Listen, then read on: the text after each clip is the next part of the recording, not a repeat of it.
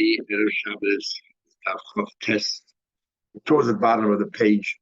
And the last thing we're learning about is I've been having a discussion with Ravashi that he said something preposterous, something outlandish, that he saw this flying camel, whatever it is. How do we know that in his mind he was talking about something else and he just called it a camel?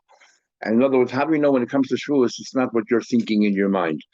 And Ravashi said, no, the words themselves have to express what your thoughts are. So he asked the question, how come when a bezdin makes somebody swear, they say, al da'atenu, al da'at bezdin, that you're swearing in our minds? In other words, we're worried that you're going to think of something else. You're going to make a shvur in front of the bezdin, but in your mind, what you said, I paid him back. You said, oranges as if you gave him money, something to that effect. So Gemara says, so Ravashi said, no. That generally, that when you give a shvur, it has to be the way everybody understands it. But over there, it's a story with a Rabbah that was learned later in the Gemara as well, where the person, the defendant, had to swear, so he gave his cane to the plaintiff to hold while he swore, and it turned out to be, and he said, I swear I paid you back, or I paid you part of the money back, because he's a maidah b'mikvah, why else is he swearing? I paid part of the money back, and the guy got so angry, he broke the stick, and suddenly all the money came out. Turns out to be that he swore correctly. So not because he had something else in mind and he made up words, but rather because he could be very deceptive. So we want to make sure that everything is very clear and transparent. So Gemara continues on this theme. We're up to about 6 lines above the white lines. Tashma, the first line is the Rava. Tashma, come in here. Let us see if it's possible when I make a shvur, even though I use words that people might interpret one way, in my mind I can interpret another way. So, for example, we find Kishish B and Moshe Yisrael. Moshe Rabbeinu made even swear regarding Kabbalah Torah and that they received the Torah. And he said to them, you should know, I'm not making you swear and you have things in your mind, something totally different. You're swearing based on the das hamakom with the Eibishter and what I think, what we're telling you. You're swearing based on what our understanding is. Now the question is, why do you have to say that? But let me just say, fulfill what the Eibishter wants. And that's it. And that means that we can become Torah Shema, Torah Mitzvahs. Lav, isn't it? Because maybe the reason is because we're worried that in their minds, they're going to say, well, we're going to call this Avodah Zarah Hashem. And then when we say, we'll be totally devoted to Hashem, we think they're swearing to Hashem, their allegiance to Hashem, but actually they're swearing to Avodah Zarah. So we see that people can interpret words according to their mind. No, not because the problem is the thought, the problem the words themselves. We find in the Torah and Tanakh, we find that sometimes idols are called by God's name. It says it says in the pasuk that God made out of silver, out of gold, you shouldn't create for yourself. So the word God can mean Avodah Zarah, not because of a certain thought. Okay, so let me be a bit more explicit. Let just say Kaimu Torah, fulfill the Torah, accept the Torah. That's it. There's no other Torah. Someone says no, because we actually have two Torahs. We have Torah Shebeksav and Torah Shebapeh. So Chada Torah, they might say, okay, I accept one Torah, but not both Torahs. Lema Kaima State Torahs. Let me be more explicit. Let me say we're Nasa Nishma to both Torahs, to Torah Shebeksav and Torah Shebapeh. If we are not worried that in his mind is going to reinterpret the words meaning something totally different, it's just a question of words. So make the words as explicit as possible. Say you're Makabel both Torahs. So because he could say what he meant was Torah's Chata, Torah's Ashram. The words themselves are not that clear because he can have in mind something else. We're talking about when you make a shvur, can you sort of think to yourself, even though the words sound like I'm saying something else, I think in my mind, when I'm using these words, I mean something else or not. That was this question of Rashi. Rashi said, no, it's words the way we understand it. So how come Moshe Rabbeinu, when he said to the Eden, let's make a shvur, and he said, what do you have to say that the shvur you're making right now is going to be the way we understand? What do you have to even say that for? If a shvur is just the words, whatever the words are. So we're going through all the possible words that Moshe Rabbeinu could have used as words, and each word could be, the words themselves are not so clear, pretty vague. So the first white line at the bottom. So why didn't Moshe Rabbeinu just tell them, Kaim Kol HaTorah Kula, be Mekayim entire Torah? So the Gemara says, Avodas Kachavim, it could be the guy is thinking, Kol HaTorah Kula means, I'm going to keep the mitzvah of Avodah Zarah. when we call it Terkula. Because we learned Chamura, but you call it Terkula. If somebody denies Avodah Zarah, as if he agrees with the entire Torah. So we say Avodah Zarah is equal to the entire Torah. So in his mind, you can say, I'm going to keep this one mitzvah of Avodah Zarah, and I can use the words Kol Terkula, even though Moshe Rabbeinu said Swear Kol Terkula. The words themselves can mean I'm going to do this one mitzvah, which is equal to the entire Torah. That's why Moshe Rabbeinu say Al Daiti, Al Das HaMokum. So let me just say, be Mekayim. Sorry, Kaim mitzvah, Mekayim mitzvah. So Gemara says, because Chod, mitzvah is singular. He can only say, okay, I'll say that sure. What he meant was one mitzvah. The words themselves say that. So what Gemara said, no, let him say, Kaim mitzvahs. Let him say, fulfill mitzvahs. Tarti. So I can even swear, yes, I'm a makabel the mitzvahs, but mitzvahs in plural is two. How you know keep 613? That's why Moshe Rabbeinu had to say again, Al Daiti. The way we understand what the Shavuos means. So the problem here is with the words, not the thoughts. For the Gemara, Kol HaMitzvahs Kulam, let them just say all the mitzvahs. Say, not just two mitzvahs. If Moshe Rabbeinu said, swear that Kol HaMitzvahs Kulam, you're going to be Mekayim, then the words themselves are pretty clear that you Mekayim the whole Torah. Why Moshe Rabbeinu had to add Al Daiti or Das HaMokum? Clear, says Ravina, that in a Shavuos, I can reinterpret what the words mean and then make a Shavuos and that's all I have to abide by. The words are the way I understood it, not the way you understood it. That's why Moshe Rabbeinu had to add that clause. So it's a problem in our Mishnah. It says, I didn't say Gomel Perech. Maybe he called something else a Gomel and something else altogether. So the Gemara, no, maybe some big bird and he called it Gomel. So the Gemara, no. If we would have just said the words, really the thoughts don't matter. It's the words. But the words themselves have to be clear. If he would have said, Ashua Kol HaMitzvahs Kulan, maybe it's a mitzvah tzitzis. The Amar, we learned Shkula mitzvahs tzitzis keneged Kol HaMitzvahs. I once saw a sefer years ago. He collects all the mitzvahs that says in the Gemara is equal to all the mitzvahs. Over 30. Over 30. Film hiksha kol, but sometimes it says the word huksha, sometimes it says the word shkula, but the principle is the same. It's all equal. Now, tzitz is equal to all the mitzvahs kulam. Like Rashi says over here, how does tzitz is equal to all the mitzvahs? So Rashi says, like it has a chumash, the word tzitz is tzadik yud sof, which equals 90 and 10, 90 and 10, and 400 is 600, and then you have the 5 knots and the 8 strings. The problem with this always was and is that the Torah tzitz is not spelled with 2 yud. Tzitz is spelled with 1 yud. So unless suddenly we decide the yeshem l'mikra, even though the halach is yeshem l'mesayris, because there's a big argument. If this that it says that Rav Simlai, we learned any Gemara Makkas, and the Gemara brings it down a few times, that that's 613 mitzvahs Torah tzivah lo Moshe, 613 mitzvahs. Does anybody argue? And one of the Hagdamos of Sefer HaMitzvahs, the first time I can't remember which one it was, who says that yes, not everyone agrees that 630 mitzvahs, even though we assume that's how it is, Hayag mitzvahs. And maybe that goof is the argument if it's 613. It doesn't say how many the others holds, or 603. Because the Bahag adds more mitzvahs, to the 600. He has mitzvahs Rabbanan as well included in Tayag mitzvahs, or in the mitzvahs that we have. So the question is what the numbers. Anyway, says the Gemara, let's let him openly say, Kai Mushesh Meir Sholosh Esim mitzvahs. Why didn't it just openly say? Moshe Rabbeinu should have just said to them, swear you'll makabel all 613 mitzvahs. Why didn't you just say that? And then you can't say it's ambiguous. It's clear. Why is Moshe Rabbeinu to add al daiti das mokum? Unless this person will say, I'm going to eat every day, 3 times a day, and that becomes a mitzvah. When he said mitzvahs, he meant my own mitzvahs. I mean, that says Ravina, that we are very worried about what you're thinking in your mind. It's not just the words that you say. So Moshe says back, no. The time will answer the question. So you believe that's the reason why Moshe Rabbeinu said that. So if you make sure that you're swearing exactly what Moshe Rabbeinu wants you to swear. Ebazei, why say al das hamokim al daiti? Say one of them. Belay malu al daiti al das hamokim amli.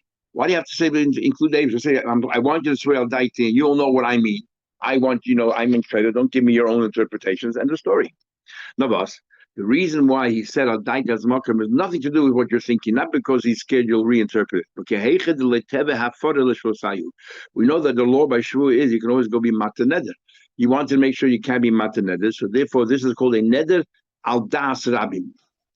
A neder al das rabim, you can know if you make a neder, I'm saying I want this is with the consultation or the agreement of the public, so then he'll never change his mind. Even though we learned before that for a mitzvah, whatever you could assume they'll change their mind, but not to go against Chas v'Shalom the Torah. So the machlekes is showing him here when we say al das rabim, what's the minimum number of people das rabim? Some would just shiny one learn from the Rav, and others we need two people because they have the Moshe and the Eibishter. Trace is another trying to say the Eibishter is not equal to one. In fact, the Eibishter is the Rabbim, the whole world. Moshe is the addition, superfluous. And you need Chalpachas 3, just like we had before. What's considered public knowledge? We said 3. So it has to be the Chalpachas 3. The Rishonim ask an interesting question. We started off saying that maybe Torah means Avodah Zarah. When you said mitzvah means Avodah Zarah, or Torah means Avodah Zarah is equal to the entire Torah. And then we said, we could have just said, mitzvah. So we say, or kol Torah kula, all the mitzvahs. So we said, no, maybe he'll have a mind. Why doesn't he just use the same Avodah Zarah again? Just say Avodah Zarah. So Tosfos says over here, an interesting thing, that in Lashon B'nai Adam, people don't count Avodah Zarah as kol Torah kula. When people say, a mitzvah equal kol Torah kula, it's tzitzis. I mean, you see right now the phenomenon, how many people, there's campaigns of tzitzis. Many years ago, the Lubavitch Rebbe Fabrengen spoke about it. He got a letter from someone. Remember Fabrengen? He got a letter from someone saying, you have 10 Mitzvahim, tefillin, and chinuch, and Torah, neshek. Why don't you buy more Sfarim? Why don't you make a mitzvah tzitzis? And the Rebbe then said, this is going back into the mid-70s, the Rebbe then said, I think it was the 70s or late 70s, I don't have a monopoly on mitzvahs. It's a great idea. And this person wrote to the Rebbe every mocker that he could think of where it says that tzitzis is so grand. And the Rebbe said, I don't have a monopoly. It's a great idea. Go do it. Took 50 years for them to finally take it off, to launch it.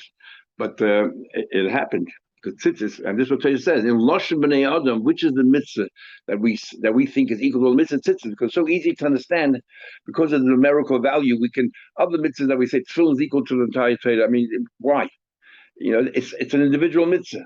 People don't grasp it. Tzitzis, they can feel that, it wraps all around you and that the gematria is the same, so they can understand why it's equal to the entire Torah. And that's what Tosfos seems to be saying. Then the Mishnah says, I'm not going to eat food, or paytas, but some of the Shayim say paytas means all food. If I didn't see a snake, they're so wide that it's the width of a beam that you place on an olive press to press down the olives, which is a very heavy, big beam. If I didn't see such a big snake, says the Gemara, you don't have such snakes. So how would I have a snake or a malka? There was a time of a malka. There was a snake, the achzik, and was threatening the populace. So what they did was the achzik placed it arvasatim. They took 13 boxes of straw, big boxes, filled it with carcasses of animals, so it'll be tempting for the snake to come and eat it. And then inside the carcasses, they placed burning coal. So when the snake ate all 13 boxes, suddenly it was burnt inside and he died. So you have big snakes. I mean, you have the boa constrictor. You have these big snakes that they can swallow anything. It's very elastic. On my Shmuel said, we're not talking about the size. We're talking about the taruf. We're talking about that just like the beam has lines. So this snake that has lines, he said, I didn't see a snake that has lines, ridges cut out on top of the snake. So the Gemara, all the snakes, the underbelly has these lines. When it said B'Shagabe Torah, he was talking about above the snake, not under the underbelly. By the neck, it means above. And that does not happen. He first made a sure that I will eat it, which is a shure's bitu that I will eat the bread, he has to keep his promise. Then he made a sure, right after he made a sure that I won't eat it, which is called a sure shav. It's a lie, because you already have a mitzvah to eat it. How can you now undo that, but there's another sure? So it says over there, that if you go ahead and you eat it, you fulfill the mitzvah of shure's bitu, but you're over sure shav. If you don't eat it, then you're over the avera of shure's bitu, because you made a promise to eat it, you didn't. So more asks, if you don't eat it, you still made a shvur, which is a lie. Because the moment you made that shvur, it was against the original shvur. You can't make a shvur against mitzvahs, and you had a mitzvah to abide by your shvur. So why are you saying that if you don't eat it, you were over the shvur's bitu? You're still over shvur shav as well. So said, you're right. How do you answer the shvur shav? You're right. Doesn't mean exclusive, means also. Next Mishnah, it'll take us to the end of the Pedic. The Mishnah says, so what we learned so far is, remember, there are different kinds of shvuas. We learned all about shvuas bitui, and we learned all about shvuas shav, and we didn't yet touch on the shvuas edus, which will be the next Pedic. Shvuas edus is where you call somebody and say testimony, and then the guy said, I swear I have no testimony for you. And Shavuos Edis have a unique dinim, including the fact we're talking about Edis. We even mentioned that Shavuos Edis maybe you have to, it's only if it's done in front of a bezin. So now the Gemara says over here, Shavuos bitu when it comes. So we're drawing contrasts. Even though the mission is a little bit redundant, it's just drawing a contrast, as it is trying to say. Rashi on the Shavuos bitu. No heges. It doesn't matter who makes a promise. Anoshi men, noshi women. Why should it be different men and women? Because by Shavuos Edis, it's only people who are qualified to be Edim. Therefore, it's only it's only men. So therefore, he says it. Women bekravim, berechekim. Those who are close relatives. Whether I make sure that I'm going to help my relative out. Whether I'm going to make sure the people are not my relatives. And that's important because Shavuos Edis can only apply where is kosher Edis. You cannot say testimony about your relative, only about someone who's a stranger to you. So therefore, we're just drawing contrasts. Big shading, whether you qualified to be a witness, ube psulim, whether you're disqualified to be a witness, bifnei bezin, in front of a bezin, shalei bifnei bezin, not in front of a bezin. It doesn't matter whether you're in front of Bezin or not, because by Shavuos Eidos, we're going to learn later, in certain cases, it has to be done in front of the Bezin. If you make the Shavuos out, if the Shavuos is taking place outside the Bezin, and turn to be your lie, whatever it is, you don't have to bring the carbon oil of the Eidos. So we're drawing contrasts. Mitpi atzmai, if you made the Shavuos yourself. The chayavin, and what's the punishment? Alsdain, if you did this deliberately, knowingly, that you're making a false, that you're not going to abide by your shvur, then makas, you will get lashes. You were warned. If you forgot after you made the shvur, you forgot, then carbon earlier, bring a special carbon which is commensurate to your financial status. That's Shavuos Bita. The same thing, Shavuos Shav. The Mishnah will repeat the whole thing again. Shavuos Shav, a Shavuos, which I told you guys, Machlekes, B'Bavli Yeshami, Shavuos Shav means that you want to change facts from, you want to change from a stone to gold, or you're just revealing something that's redundant. You're saying in the middle of the day, I swear it's daytime. Everybody can see it's daytime. So Shavuos Shav no heges ba'anoshim uvenoshim, whether it's men or women, b'rechaykim or b'rekayvim, again the same thing. Close relatives or distant people, b'chshein of sulin, whether you're qualified, disqualified, bifnei bezin, shalei bifnei bezin, u'mitpi atzvat. So the Mishnah, the first part of the Mishnah in both cases say you made the shvur yourself. And again, what's the punishment? And this again in contrast to Shavuos Eidos, we'll see that even b'mezid you bring a carbon.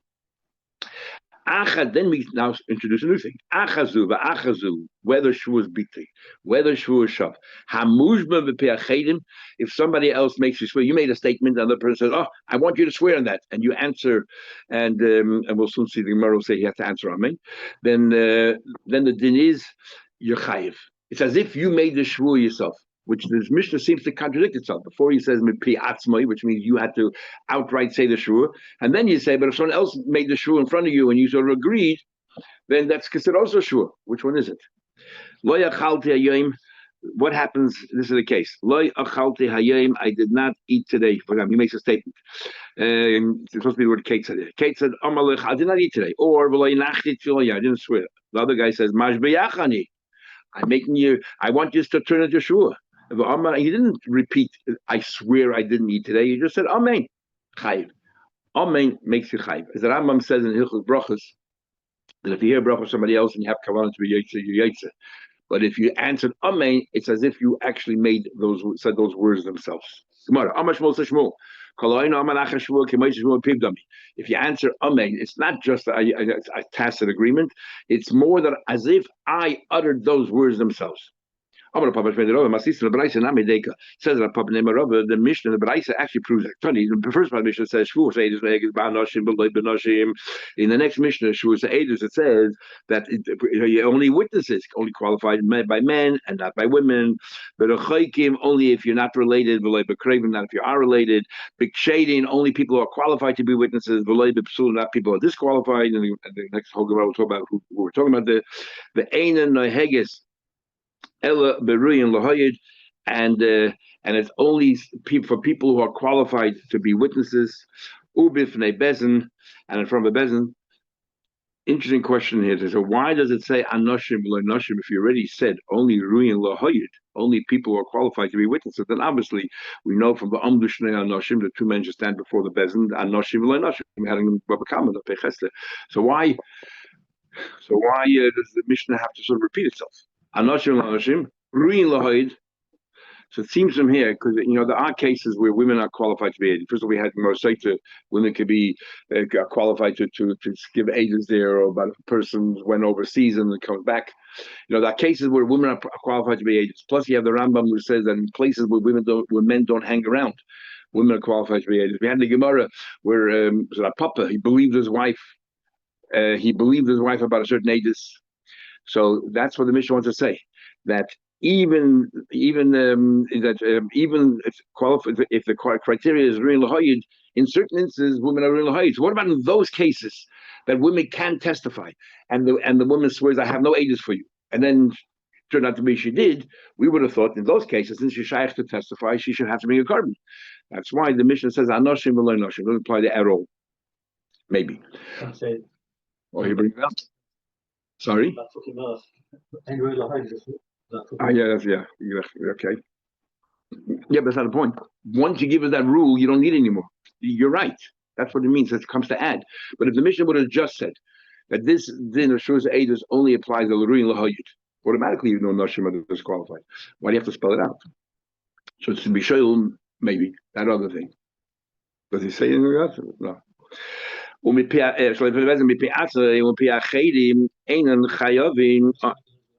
Sorry? True. You only say that when you have the other answer. And maybe that's what everyone's going to say. What is it? And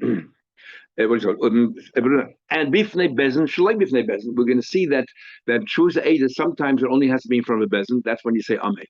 And shalei bifnei bezin is when you make the shua outright. Then even not in front of a bezin, you have the same din. So when do we say that bifnei bezin mitpi atzmai? Or mitpi achedim? But if somebody else swore, ein el chayav and not sheichlo behem bebezin, it has to be done in front of a bezin. So someone else makes this when you answer Amen in front of a bezin. If I make the shua outright myself, it could be anywhere. But Tanya, that's the Mishnah. And we learned in the Braise, the same Rab Meir, Shavuos Eidos case. What Shavuos Eidos? Amalei said, "Eidim boy, when do you come and testify on my behalf?" And they say, "Shavuos ain't on your Eidos. Sorry, we can help you. We swear we have nothing to tell you, support you." Oisha Amru, or they said, "Ain't on your Eidos." We don't know any. Let's say they just said, "We don't know any Eidos." He turns around to them and says, "Mashbi ani lechem. I want you to swear that you don't have Eidos." And the Amru, they said, "Amen." And in this here it says, Bein bifnei bezin, bein shalei bifnei bezin, bein mipiasim, bein chedim, kivin shekafr ben chayav in the chayiv. Divrei Rameir. Even not in front of bezin. Kashin adodi. A minute ago you said it has to be dafka in front of bezin, and here you say it doesn't have to be. Shma mino, depends. If he did not answer, the guy says mashbiachan, I make you swear, and you were quiet. Then that doesn't count if it's outside of the bezin. Maybe they just ignored you. Why? They don't feel they have to answer you. Doesn't mean that they agree with you, that they should be turned into a shua. But in front of a bezin, they had to answer. So from a bezin, it becomes a shua. So therefore, if they didn't answer amen, then mashbeach hani is only in front of a bezin. But if he does answer amen, it's as if they would, like Shmuel said, that as if you uttered, it's much more than just what the Mishnah is. As if you yourself said the shua, then it makes no difference. Bifnei bezin, bifnei bezin. Ma'amin, a good raya. Amar Levin mentioned the Rabbi comes to Levin and says the name of the Rabbi must listen. The Hachanami they can bring it from Mishnah. Katani starts with saying she was beaten the heg is ban noshim moving noshim, but the chaykim covers everybody. Bichshein b'sulim bifnei bezin shleim bifnei bezin mipi atzma in mipechem like. Only if this rule came from himself and not from others. He had a Tani Sefer. In the Sefer it says, First you start saying mipi atzma. The first part of the Mishnah says only you make the shua, and then the Sefer says that no, that mipi achayim is also good enough. Make up your mind. Which one is it? Kashin adodi is a contradiction in the Mishnah. Elalav shmam that proves harder on the amen. If he answered amen, then then mipi achayim also is considered a good shua. And the first part of the Mishnah, if he didn't answer amen, it didn't answer amen. It's not like he made the shua himself. So if it's mamish and before Mishnah, what do we need Shmuel for? What Shmuel adding? The Yukid Mashal. That in itself, the Mishnah is not so clear. It's only that Rabbi came up with this idea. So Shmuel already was a forerunner of that, and he foreshadowed this. And he said that the Mishnah contradiction is because when you answer Amen, and this way the Rambam gets the idea of answering Amen, and yet we're having our end of Nazir where it says Godel Oina Amen Yeshua. In fact, Amen is even greater than Amen Varech. Teda the Glurim for the army and all that. Okay, hadna lav shvur shtayim. Okay, good.